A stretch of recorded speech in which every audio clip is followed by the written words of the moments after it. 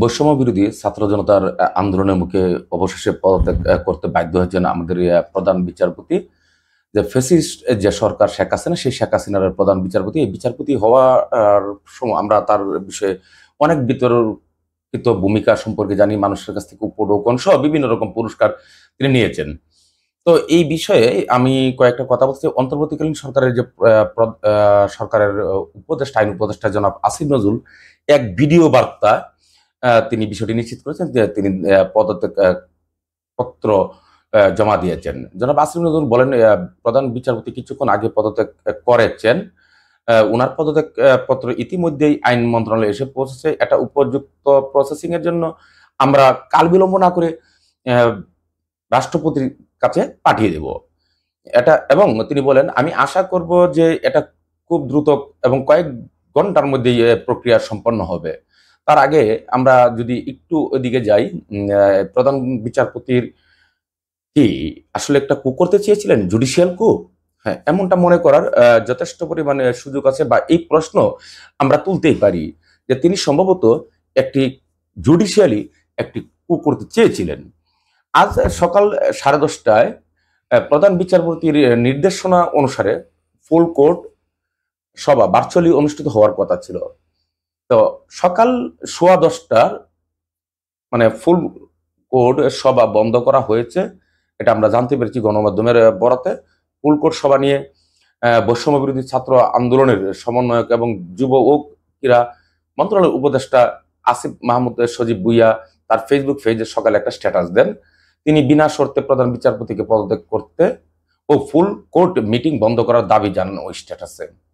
Supreme কোর্টের appeal বিভাগের প্রধান বিচারপতি ওবায়দুল হাসান পদত্যাগের দাবিতে আজ শনিবার দুপুর 12:15 থেকে রাজধানীতে অর্থাৎ হাইকোর্ট প্রাঙ্গণে কয়েকশো আন্দোলনকারী অবস্থান করেন।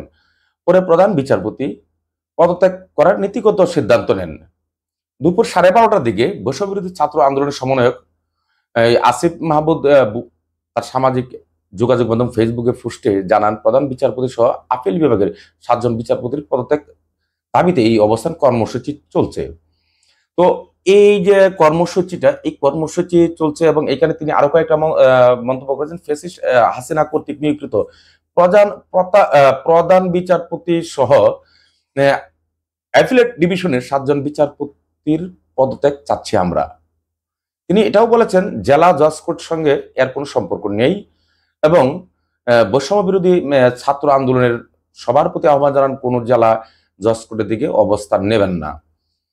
এখন এখানে বলি যে প্রধান বিচারপতি সহ যে 7জন বিচারপতি, এই যে বিচারপতি তাছাড়া যদি আমরা হাইকোর্টে আরো বিচারপতি আছেন, এখানে তো সুপ্রিম কোর্টের 2টা ডিভিশন, একটা হাইকোর্ট ডিভিশন, একটা অ্যাপিলেট ডিভিশন। তো এখানে এই গত 15 বছর ধরে এই শেখ হাসিনার আমলে, 15 বছর তো না, ঠিক আর বেশি, প্রায় 16 বছর এ ধরে, এই সময় ধরে তিনি তার মতো করে সব জায়গায় এই ফ্যাসিস্ট সরকার বিচারপতিগুলোকে নিয়োগ করেছিলেন। তো এখানে শুধু প্রধান বিচারপতি পদত্যাগ করলেই শেষ হয়ে যাবে বিষয়টা তা নয়, এখানে আগেই উচিত ছিল তাদের পদত্যাগ করার, আমি মনে করি। এখন যদি এখানে হয়ে থাকে যে জুডিশিয়ালি ক্রু করার জন্য আজকের এই ভার্চুয়ালি সভার যে আয়োজনটা করেছিলেন, যে এটা যদি সত্যি এটা হয়ে থাকে, তাহলে আমি আইন বিচার ও সংসদ বিষয়ক এই মন্ত্রণালয়ের যিনি দায়িত্বে আছেন জনাব আসিফ নজরুল, আমি বিনয়ের সঙ্গে অনুরোধ করব যে আপনি প্রত্যেক বিচারপতিকেই মানে পদত্যাগ করতে বাধ্য করতে পারেন।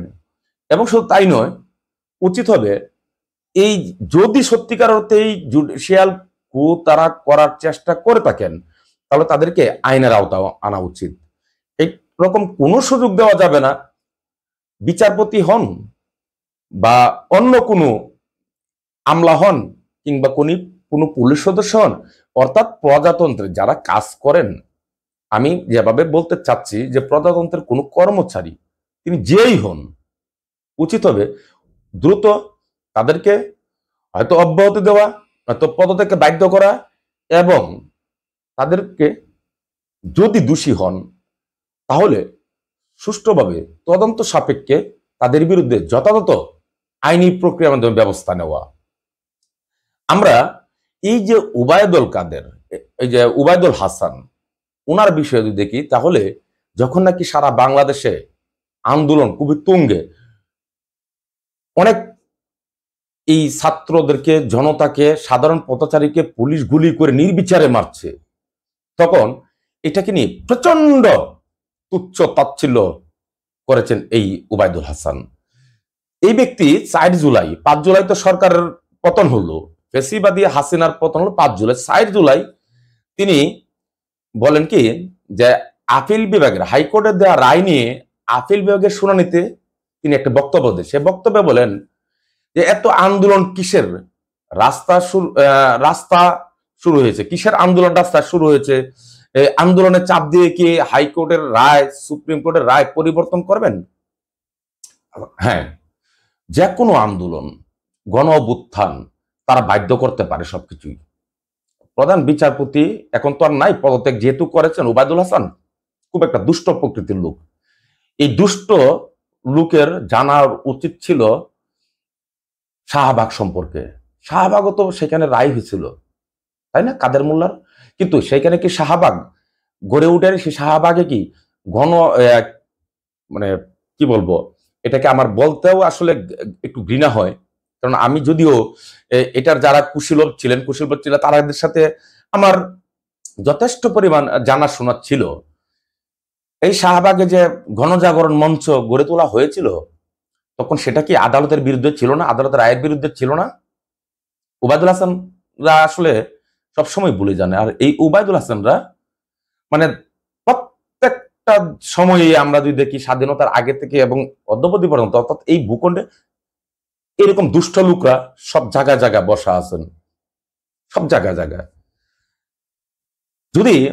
তারা যদি জনগণের বেতনে কাজ করে, তারা যদি একটি ফেসিবাদী, খুনি, গণতন্ত্র হত্যাকারী একটি সরকারের পক্ষ নিয়ে জনগণের বিরুদ্ধে অবস্থান করতে পারেন, তাহলে কেন এই বিচার বিভাগকে চাপ দিয়ে রায় পরিবর্তন করা যাবে না? রায় কি পরিবর্তন করেনি জনাব উবায়দুল হাসান?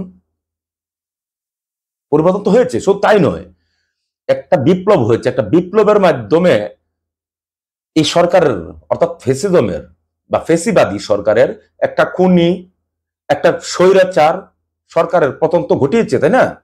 জনগণের পালস বুঝতে হয়, পালস না বুঝলে যা হয় উবায়দুল হাসানের তাই হয়েছে। আমি আবারও এখানে বিনয়ের সঙ্গে আমি অনুরোধ করব জনাব আসিফ নজরুল স্যারকে, আপনি অতি দ্রুত তাদের বিষয়ে ব্যবস্থা নিন। এরাই আমাদের দেশের আইনকে এবং আইনের শাসনকে ধ্বংস করে দিয়েছেন। আবারও বলছি, যদি সত্যিকার অতি তারা জুডিশিয়ালি কু করার চেষ্টা করে থাকেন, তাহলে দ্রুত তাদেরকে অব্যাহতি দিয়ে কিংবা পদ থেকে বাধ্য করে তাদেরকে আইনের মুখোমুখি করেন বা বিচারের মুখোমুখি করেন।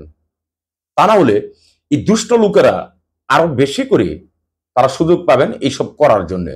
সুতরাং দুষ্ট লোকদেরকে অবশ্যই আপনারা সুযোগ দিবেন না বলেই আমি বিশ্বাস করি, এবং জনগণ বিশ্বাস করে। জনগণ আপনাদের সাথে আছে, সরকারের সাথে আছে।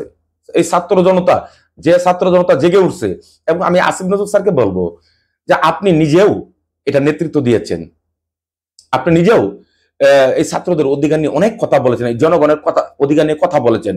আপনি সবসময় আইনের শাসন চেয়েছেন, সুতরাং আপনি এখন এটার দায়িত্বপ্রাপ্ত।